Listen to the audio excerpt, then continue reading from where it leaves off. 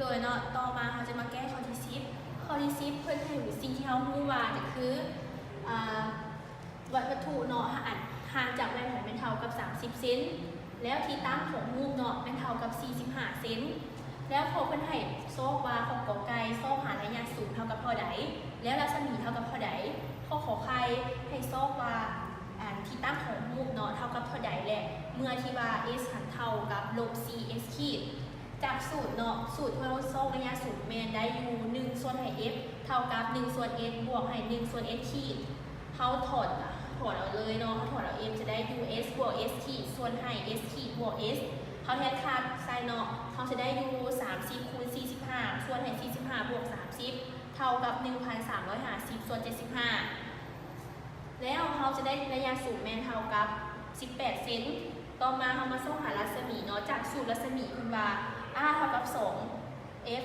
เท่ากับ2คูณให้18เท่า u 36ฉะนั้นรัศมีของเขาเป็นเท่ากับ36เซนมาขอใครเขามาซ่อนขอใครคนไหนซ่อมหาที่ตั้งของรูปเนาะจากสูตรก็คือ1ส่วนให้ f เท่ากับ1ส่วน s บวกให้1ส่วน s ขีดแล้วเขารู้ว่า s หันเท่ากับลบ cs ขีดเขาเบิ่งว่าเขาแทนเลยคือ1ส่วนให้18เท่ากับ1ส่วนให้ลบ cs ขีดบวกให้1ส่วนให้ s ขีดเนาะเขาจะมาลายเลยก็คือได้ us ขีดเท่ากับ 13.5 เซนเขามาแต้มรูปแบบนี้นะเบิ่งที่เขาแต้มรูปเท่ากับลดเอานี่แม่นถอด1นี่เขาเอา10เซนซึ่งเขาเบิ่งลดเพิ่นว่าระยะรูประยะวัตถุหาแว่นนี่เท่ากับ30เซนเขาก็เบิ่งลด1เขาวางให้ถอด1เป็น10เซนใน1 2 3 30เซนเป็นระยะแต่วัตถุห่างจากรูปต่อมาเนาะเพิ่นบอกว่า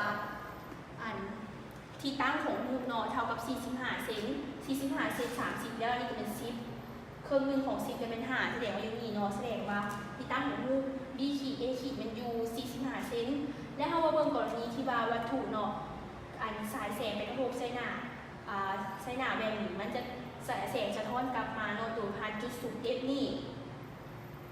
ซึ่งว่าจุดสูง f นี่เนาะเฮาไล่ออกมาแล้วเนาะเฮาได้อยู่18เซนแม่นบ่เฮาก็มาเบิ่งรูปอันนี้มัน10อันนี้มันครึ่งมันไกลอันนี้มัน5อันนี้พอดีประมาณอยู่นี่แม่นเนาะจุดสูงเนาะประมาณพอดีได้อยู่18เซนแล้วเลยจุดสูง f กรณีที่2แม่นวัตถุนี่สายแสงเนาะไปกระทบใส่หน้าแว่นเนาะไปกระทบใส่หน้าแว่นแล้วมันจะสะท้อนกราฟโดยที่ขนานกับแกนต้นเนาะมันจะมาตัดกันอยู่รูปอยู่หม่องนี้สรุปแล้วเนาะการแต้มรูปบางปริมาณเป็นเฮาวางอยู่10เซน